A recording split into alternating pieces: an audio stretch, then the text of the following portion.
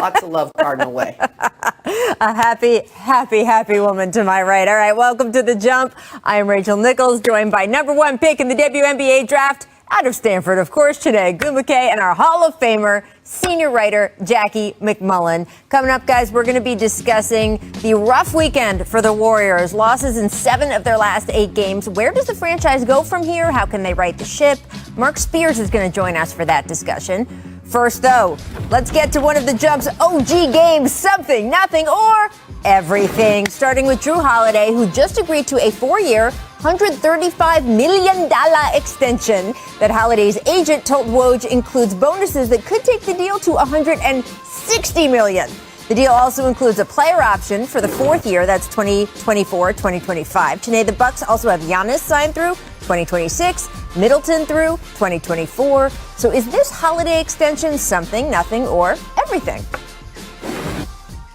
It's everything. And for the reason you mentioned, Rach, but first and foremost, when it comes to Drew Holiday, he is someone that everyone in the league is absolutely rooting for. His beautiful family, we've known the journey that they've been through, who, by the way, his family has given so much to their communities. Mm-hmm. Now, as it pertains to basketball, most people will think, why do you think, why would you make this payment now? Don't you want to see him prove himself in the playoffs? But I started thinking of the second layer. As a player, I know that maybe the Bucks, they're doing this just so that he can feel officially a part of their core, as you mentioned, Rach, with Giannis, with Chris Middleton, and now Drew locked down. So now they are free to perform in the playoffs with reckless abandon together as a team. With this talent all locked down contractually, the Milwaukee run truly starts now, in my opinion. They're only 1 game back of Philly and Brooklyn for first. I see this contract signing as crucial in solidifying this team, not just, from the physical aspect of who's out there, but mentally they know that this team will have to grind it out come playoff time. Yeah, there's no question. This is everything, Rachel. And the main reason is because when they acquired Drew Holiday, the idea was that he was going to be here for the long term. That was part of the comfort level for you to say, here's what we're going to build around. Here's another piece, a foundational piece that, by the way, is a two-way player that can help us on both ends. And all you have to do is look at the short sample size this year when Holiday was out for COVID protocols. The team was a 500 team without him. They were 5-5. When he came back, that coincided with the run that we're watching now that's gotten them near the top of the standings that Chiney just alluded to. So this is everything. You had to get this guy locked up. Or it would have been a disaster, honestly. Look, they kind of made this decision when they traded for him, right? To your point about how much they gave up for him, 100%. Also, that was part of the decision-making back then. So whether you get this deal done now, whether you get it done at the end of the season, that call had already been made. The question, though, I think is just, hey, this is the core now, right? I mentioned Giannis, Middleton, Drew Holiday, who, as you point out, Chiney, not only deserves it for his on the court, but what he brings to the communities that he plays in. This is it, though. Do you think that this is a championship core that if you then continue to build things around them? That's going to be one of the questions, especially when you're in a conference with a team like Philly that is making moves, with a team like the Nets who, let's talk about Brooklyn. Steve Nash said there is a, quote, high probability that Kevin Durant returns to the Nets lineup this week. It won't be tonight, though. KD officially listed as out tonight against the Knicks. Still, Durant, who has, of course, been out since February with that hamstring strain, the news that he's coming back at all, do you think it is something, nothing, or everything, Jackie? Oh, it's everything, because they need to find out. Not that we don't think these 3 guys are all great. We know that. They've only played 7 games together, Rachel. They've got to figure out how are we going to distribute the ball. I looked it up before I came on the show. Durant's usage percentage was at 30.1%. Kyrie's at around 29.8%. Harden, very low for him, around the 27% range. Very different from 2 years ago in Houston where he was at 40%. But add up all those guys, Rachel, that's 88.7% usage percentage. That doesn't leave a lot for other guys. And you've also got to split it up among the 3 of them. So you've got to figure out how you're going to settle in with these 3 incredibly talented players and who's going to have the ball in his hand the most.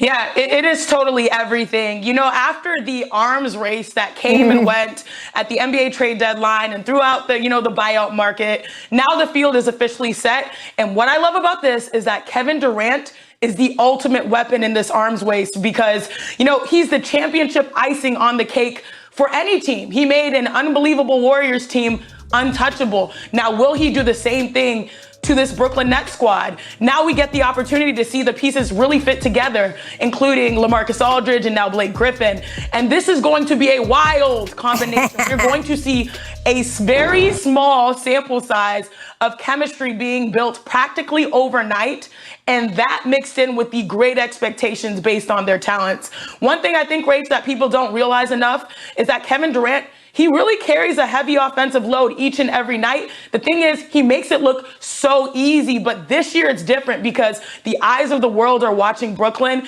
and this journey will not be easy at all, especially with that small sample size. Here's what I know about Kevin Durant. He has historically come back very strong, even from major injuries, right? We saw him come back from the Achilles after so much time off and looked unbelievable at the beginning of this season. We saw in the past some of his major injuries in Golden State, or more so in Oklahoma City, came back, was lights out. So I don't expect too big an adjustment from him coming off this hamstring injury.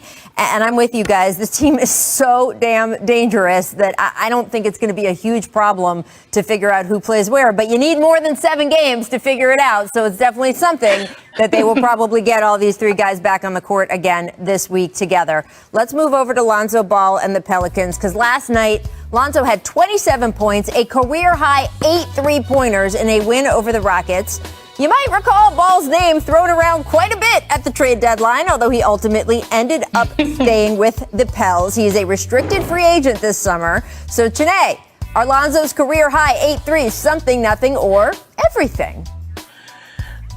I love how you bring that up, Rach, how people were talking about him and look at what he's doing. You always provide the perfect context, which is why this is something. What I love about Lonzo Ball is that he truly understands what it takes to be a professional in the NBA at the highest level. He came in as a flashy, skilled passer, but he learned that he had to address his shot to be taken seriously as a complete professional player.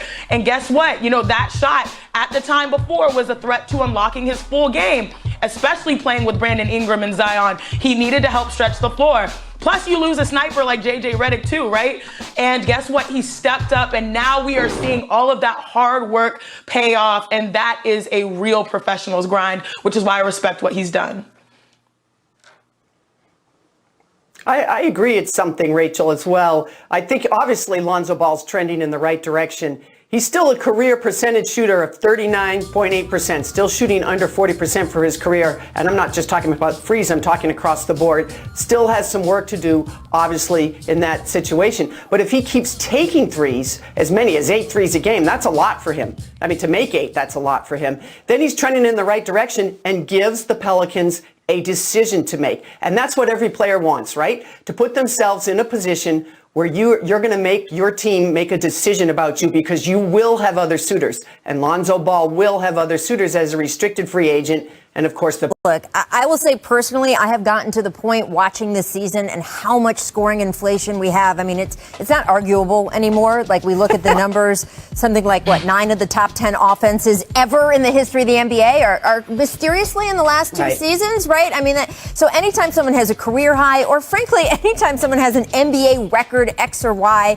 I'm just not weighing it the same as I did years ago, because we have had scoring inflation. That being said, your point about him being a restricted free agent, Jackie, there aren't going to be that many free agents out there this summer. So even a guy who's restricted could get some serious offers from other teams, could get one of those poison pill contracts where they make it really difficult for the Pelicans. And this is the risk they took. They knew when they decided not to extend him coming into this season, this was potentially going to happen. And as you say, Chiney, he's paying it off the best that he can.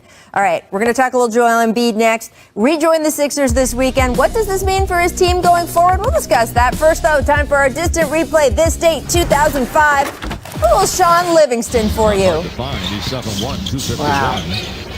Sean Livingston over the shoulder to Moore. Behind the head. I just want to tell this Sean Livingston that it's all going to work out for you, dude. He didn't even react. I know it's not going to hurt. Inbound doesn't hit anyone, so the clock doesn't start. And look, the Wolves get a buzzer beater. Jackie, Chuck had a game winner just like this back in '93. You remember this? I do remember it. You know what? People forget about Chuck. Such an underrated rebounder, undersized, so quick, could follow the flight of the ball. I love this. This is Chuck at his best. Love it. Definition of right place, right time. Gotta be there. All right, Miss Disadvantages. Shaq goes up in Boston. And check out Nate Darling boxing out Taco. Darling, Taco. Yep. Impressed by the box out, Chene? Look, he was boxing out for his dear life. Boxing out is probably the thing I least like to do as a post player especially. So if you're going to do it, you have to commit to it. I would be showing this to every young boy and young girl who've been saying, look, if he can do it, you can do it. Right, which is what all our coaches told us, right, Shanae? I was an undersized center, so the only way I could survive was to box out. But he should have his hands up. That could have been a foul.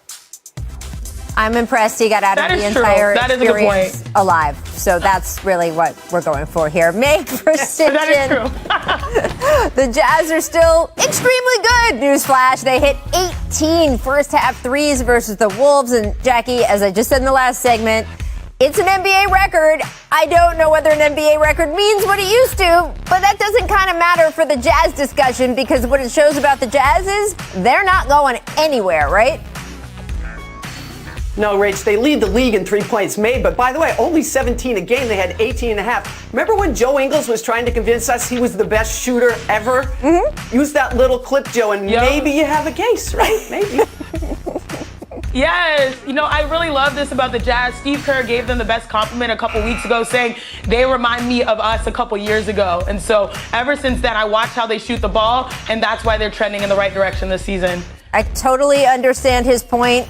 I totally believe Joe Ingles believes how he feels about himself, and also Steph Curry exists. So there's that. All right, Miss, old friends, back to Philly. Check out this bang out by Kat on Embiid. If you recall, these two have a bit of a history. And look, Janae, let's be real. Joel has gotten the better of Kat most of those exchanges. So how good do you think this felt for Carl? Oh, so we really showing the rough and tumble today, huh? We in the mix this Monday. I bet you it feels really good for Karl Anthony Towns because, I mean, you got to find ways to get wins, at least on certain possessions if you're not going to get them in the games. So this was a major win for Kat. I love this. Those big boys, they're back. Yeah, and you know how this goes, Rachel. Joel's been winning the War Awards with Kat from the very beginning. It's a lopsided match in that regard. Give Kat some credit for taking right to Joel just as he's getting back. Good for him. Yeah, absolutely. And look, poster dunk from Kat aside, as you said, the point of the game is to win the game. Joel Embiid won the game in his return from injury. He logged 24 and 8 in 29 minutes of action. Afterward, he shared his thoughts on how he felt when he first got injured. This is great. Take a listen.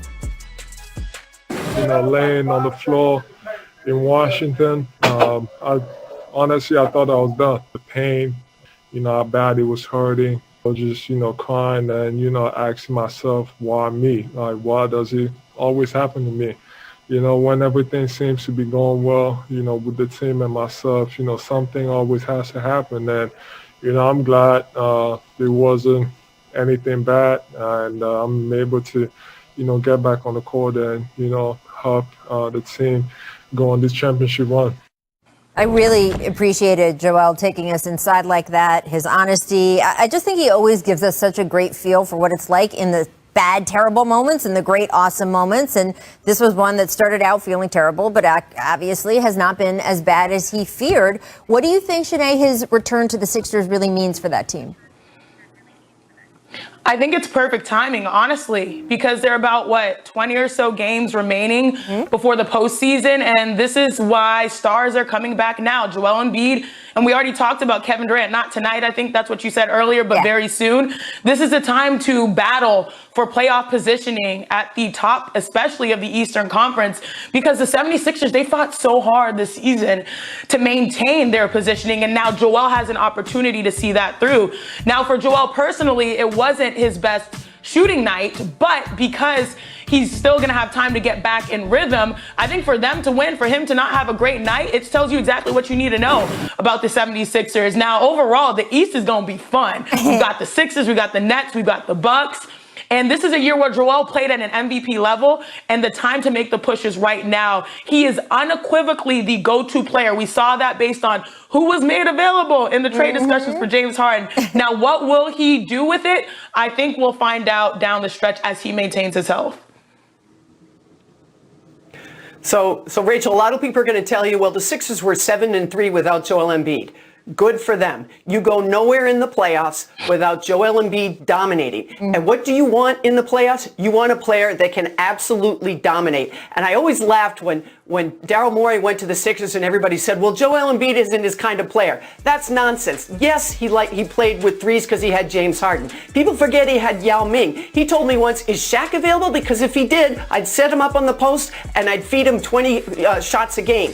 That's what they're going to do in the postseason. And they're number 2 in defensive efficiency, primarily because of Ben Simmons and Joel Embiid, 2 of the best defenders in the league. They're a completely different team once he's back. They're a contender once he's back. Absolutely. And look, Daryl Morey will do what is best statistically optimized for the players he has. That is the answer on how he operates, not just by one certain sort of way of doing things. And Doc Rivers, I think, has been so fantastic for that team in terms of letting everyone be themselves. We've seen that with Ben Simmons. We've talked about it a lot. He's not trying to force Ben to be a three-point shooter or anything he doesn't want to be. But that goes for Joel Embiid, too, that he has really leaned into what Joel is, what Joel wants to be. The success there speaks for a no good, very bad day. Well, that's what it was for the Warriors, except you can extend that to not just a day, but the entire weekend. On Friday night, Golden State lost by 53 to the Raptors, a thrashing so demoralizing that Klay Thompson, the most easygoing human on the planet, went on a tirade to some of his teammates post-game about how just unacceptable it all was. At least on that night, the rest of the roster could point to the team's stars being out with a variety of injuries. But last night, well, Steph Curry was back, dropping 37 points, no less. And the Warriors still lost, this time to Atlanta, whose bench outscored their bench 55-19. The main problem was, well, everything. But particularly egregious was the team's undisciplined defense, which helped usher the Hawks to the free throw line an eye-popping 45 times. By the end of the night, Golden State had more fouls than assists and their 7th loss in 8 games. The team that at one point appeared ready to camp out in the middle of the West playoff bracket and at least make some noise in the postseason is now clinging to the 10 spot in the standings, and morale is extremely low. Here is just a sampling of some of the team's post-game comments from the past couple games. Humiliating for everybody involved. It hurts, to get smacked like that. I'm a grown man with a family, so when you get your butt handed to you, it's not pleasant. I hope it stings. I hope it isn't, I hope it's uncomfortable. I hope that it motivates you to keep grinding, challenging yourself to get better. You cannot play the way that we've played the last, significant stretch and expect things to change. So it kind of is what it is. We gotta make the necessary adjustments. It sucks right now. Losing sucks. It's a terrible feeling. In the locker room, they don't really have much to smile about. And it's kind of the vibe right now. There are times for humor. There's times for joy. There's times for, serious discussion and soul searching. This is a time for soul searching, for sure. You can tell just how brutal this has been for those inside the franchise. And while it's certainly possible the team will rebound a bit in the coming weeks as its schedule is getting more and more friendly, questions about the team's bigger picture decision-making are going to linger. Even once Klay Thompson returns next season, is the rest of this team's roster constructed in a way that will make the Warriors contenders again? Doesn't seem like it. Is Steve Kerr deploying the guys he does have in the right way? Increasingly vocal segments of the fan base sure don't seem to think so. What about an asset like number 2 overall pick James Wiseman? How should he be developed? Last night, Wiseman played just 2 9-minute stretches, part of what seems to be a larger regression. Then there's the biggest question of all, the one that looms over every move this team makes. How can the Warriors maximize the final years of Steph's prime? Curry is one of the most exceptional, unusual supernovas the NBA has ever seen. And while, yes, his game should age extremely well, he is 33 years old. And eventually, like with every other great who has ever played, time is going to dim that light. The Warriors have consistently said they have visions of winning another title with their current core, and maybe eventually that will be true.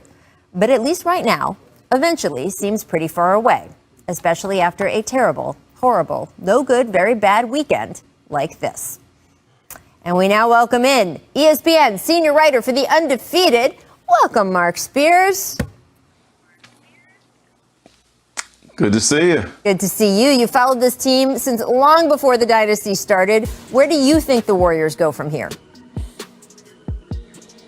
Well, it doesn't get any better tomorrow night, Giannis.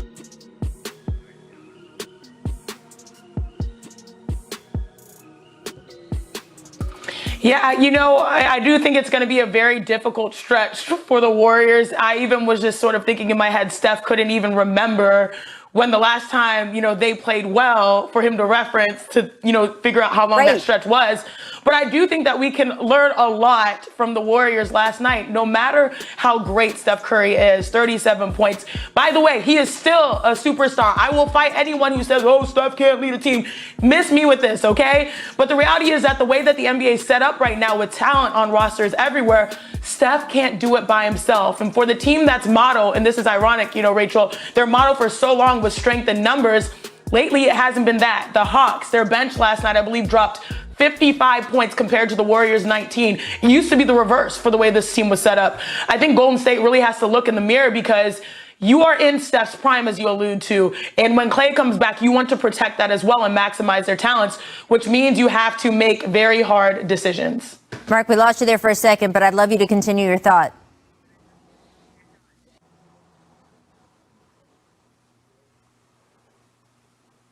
Or not. Jackie, go ahead. He looked like he was thinking really hard for a second. Here's what Mark would say, Rachel. I'm going to read Mark's mind for him. One of the biggest problems they have, you mentioned the free throw shooting. That has been a trend all year long. They give up a little over 26 free throw attempts a game. That is dead last in the league. That strikes to be a lack of discipline. So that's something that Steve Kerr is trying to control. You mentioned James Wiseman. He is a rookie. I think there was a lot put upon him because of the unusual circumstances of this team. So I don't know that you can make a judgment on him in his rookie season where things have been so up and down. You do have a decision to make about Kelly Oubre. Is he part of the team's future? He's an unrestricted free agent in 2021. So there's some wiggle room there. You have to make a decision. And you're right, Rachel. You said it in your open. To think that Klay Thompson comes back and solves everything, I think we all know that's not true. But it will help players like Draymond Green, who needs to be a complementary player with great shooters around him. Add another shooter or two, you see his strengths, they'll go on the rise. Also, Andrew Wiggins, is he part of your future? They have more questions than answers right now. And Chiney, you bring up miss me with any Steph Curry slander, and I think all of us agree with you on that. What about the Steve Kerr criticism? 100%. Because you were talking about a guy with 8 rings, but who has heard his fair share of people telling him he doesn't know how to do his job. Yeah, Steve Kerr is always going to get quick criticism because of what went down with the coaching transition and then obviously stepping into immediate success. And of that Warriors dynastic run, that success, you know how it is.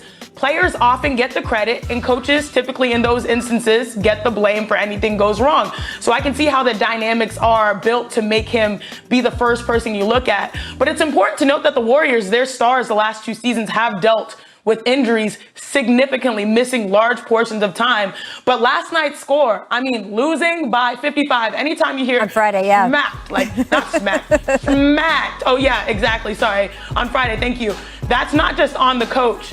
These are things that the team has to address because you're professionals and that should never happen. And that's an effort thing as well. I think it's a combination of a lot of questions, as Jackie says, and few answers. And look, Jackie, I couldn't agree with you more. There is a lack of discipline on defense that's leading to all of those fouls. But you asked Steve Kerr about it. You asked Steph Curry about it. And they all say it's not like we're not talking about it. It's not like Steve doesn't remind us before the game, at halftime, after the game. I heard from some of the players last night, at some point, it's on us, right? At some point, you can only say to guys so many times, hey, keep your hands to yourself while still being aggressive.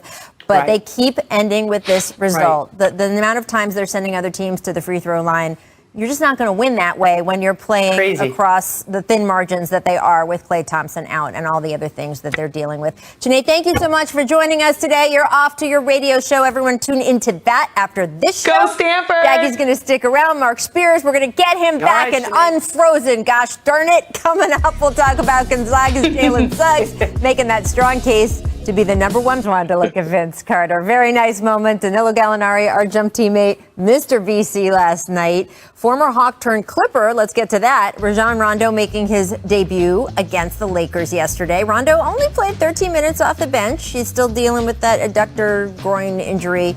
But Paul George has already seen enough friends to know how valuable Rajon is. Take a listen. Oh, don't take a listen. Take a listen to me, friends, because I'm going to read it out loud. Story time. Quote, Rondo is a leader. You know the point guard. He's a leader. We're going to listen to him. I look at him as a leader of this group. He'll hold a lot of weight. He holds a lot of weight in the locker room. Jackie, this is what Rajon Rondo was brought in for, correct? 100%. All he has to do is walk in and say, been there, done that, twice. One more than his buddy KG at this point. And I'll tell you, when I did a piece with Trae Young early this year, he talked extensively about Rondo and how much Rondo helped him in terms of figuring out the game, when to shoot, when to pass, all little things like that. Not in his face, just sitting on the plane and casually saying, you want to look at this film? And that's what he'll do with veterans and young guys alike. Yeah, I think with Rondo, he kind of reminds me of a guy on their coaching staff in the latter stage of his career, Chauncey Billups. Yep. Rondo's going to bring leadership. He's going to bring playmaking. He's going to hold everyone accountable, whether it's Kawhi Leonard or Paul George or everyone else on the roster, and make them better. I already saw something in his first game where he made sure that Kawhi got more touches. This is a guy who has championships. He's a veteran, and I think that he is the missing piece to, making this Clippers ship, move the right way, sail the right way. Yeah, and look, Kawhi Leonard, Paul George have done enough in their career. They're not going to listen to just anyone pointing at them, telling them to do things differently. But as you can hear from Paul's quote there, they are happy to listen to this guy. He has earned the reputation he has, not just for being playoff Rondo, although, again, that's real. Just look at the stats. But also being the kind of guy who sees things other people don't. And I think the level of respect around the league for him is really going to be a huge factor here. He's got another situation. He's got to come in, organize this offense, especially in the clutch. They're second to worst in the league in clutch time, which should not be true for players of that caliber and talent. We'll see if he can get it done. All right, let's move over to the college game for a second. What a game it was in the Final Four nightcap between UCLA and undefeated Gonzaga the other night. Top 5 NBA draft prospect Jalen Suggs dazzling NBA scouts with a block and a dime combo in crunch time. And then, oh yeah, you've seen the highlight, 200, 300 times, the game winner, beating the Bruins in overtime. Mark, where do you think his case stands for number 1 pick in the overall NBA draft? Because there's a lot of division on this one. Look, this is no shade on Cade. When Jalen Suggs started this tournament, one GM told me it was about Cade. Now he said, look, if he got Cade or Suggs or even Evan Mobley from USC, he'd be happy. I think that a lot of the draft experts are saying that it's Cade. But look, keep an eye on Jalen Green as well. Two other scouts told me that if they could get either Cade, Mobley, Jalen, or Suggs, they'd be happy. But, with what Suggs is doing in terms of showing leadership, making big shots, leading this great team to the title game, I think he's making a strong case for the number 1 pick. So I would say consideration is the key word here. Of course, he's going to be considered for the number 1 pick. And every time he makes a clutch play in a pressure situation, if you're a GM that's up near the top of that draft, you're going to say, okay, that's the kind of player I need who can perform under pressure. So certainly Jalen Suggs has proven to everybody over the last few days he's capable of doing that on both ends of the floor. But does that automatically vault him to the number 1 spot? I really think it depends on who's picking number 1. Yeah. And you've nailed all 4 of them, Mark. Those are the 4 players I hear consistently in some order among the top 4. And look, I will say this. It is nice to see guys like Cade or guys like Jalen making their case in the NCAA tournament. We have talked so much over the past couple years about the alternate routes to the NBA. Those are important. They work. Look what LaMelo Ball is doing. Getting that pro experience before you come to the league has obviously paid off for some guys. You mentioned Jalen Green playing with the G League Ignite, of course, also. But that being said, the NCAA tournament is still a showcase, and the fact that we are seeing it work the way it has worked with the NBA for so long in terms of prospects coming in, that's fun too. There are more than one way to skin a cat, as they said. Do you guys have a quick prediction for tonight? What do you got, Mark? Gonzaga finally gets over the hump, wins the championship. Suggs will be most outstanding player. What about you, Jackie? It better be guns raising for the Hall the way Jerry did. Cross promotion there. There that you really go. helps too. Absolutely. And you're also being an ambassador within the league, right? The Team USA depends on NBA stars volunteering their time, especially in these long seasons where they go deep into the playoffs, to participate in the training camps, participate in the Olympic Games themselves. You need buy-in from players. The person on the other end of that phone call, when the guys get it, matters. When the other guy on the other end is Grant Hill. Yes, it does. That is a very weighty phone call. Let's get to the battle for New York. Knicks and Nets meeting for the third time this season tonight. Last time they met, that was March 15th. Julius Randle, remember, got heated with the refs on the disputed travel call late in the fourth. Here is Reggie Bullock over the weekend on potentially facing a healthy Nets big three. Now, we know that won't happen in entirety. KD is out, but still, take a listen. So with the Nets, they may have their big three ready for you on Monday. I was wondering what you guys thought of facing those guys. We got a big five. We got a big 15. Big 15. So we're not really concerned about their big three. All right, now we know the play-in is a factor, but if the Knicks took care of business in the play-in, they would be slated, in fact, to face the Nets in the first round if the playoffs begin today. So, Mark, big five, big three, is this turning into a legit rivalry? It's kind of like the Lakers-Clippers thing, except on the East Coast. I mean, Knicks fans are always going to be Knicks fans, and no matter what Jason Kidd and RJ and Kenya did, Knicks fans don't care. So I wonder what would happen if the Nets won. Would they care? But I wish we could have big-time fans and those teams make the playoffs so we could brew something special. And I like how, Randall said and clarified that this is a big 15 because their second five might even be better than their first five. All right. So I looked it up. The lifetime rivalry, 106 wins for the Knicks, 105 wins for the Nets. You can't even make that up. So yes, will this be a rivalry down the road? I can buy into that because I think both of these teams are going to be good for a while, and I think the Knicks are just getting started.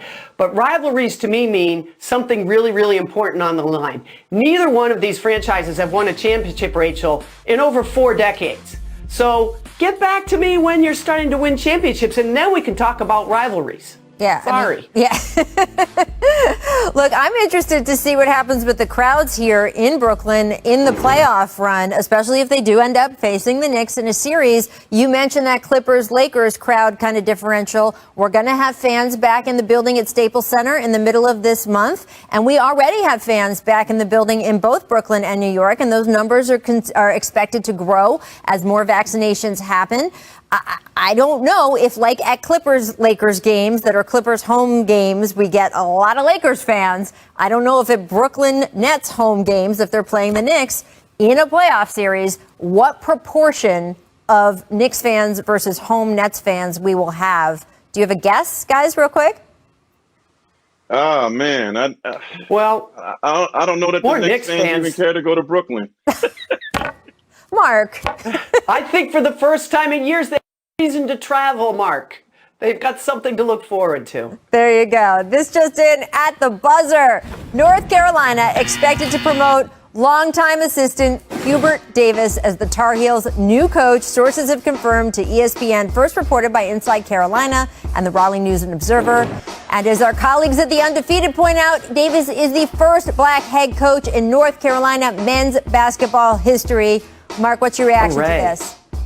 Well, kudos to Hubert Davis in North Carolina. I think they picked the best guy for the job, regardless of what race he is, and they kept it in the family. He has certainly paid his dues. And it's interesting. We're seeing more and more NBA players go to college route to coach. So I'm excited to see what happens with Hubert there. Yep. I think this was a no-brainer, and I have a feeling that the retiring coach put his stamp of approval on this and maybe even had something to do with why he decided to step aside. Hubert Davis is the perfect guy for this job. He's been groomed to get this job. He understands the history and the weight of being the North Carolina coach. Great choice. Yeah, and look, as you say, it may be a no-brainer and it may be all on track. It's still nice to see it happening and happening the way it should. We have not seen that consistently throughout either the pro or college ranks this year. It's nice to see it when it works. All right, we can't let the day pass without wishing a happy birthday to our super producer, the mad professor, Michael Bodmer. You saw him the other day ducking out of the way during the Can I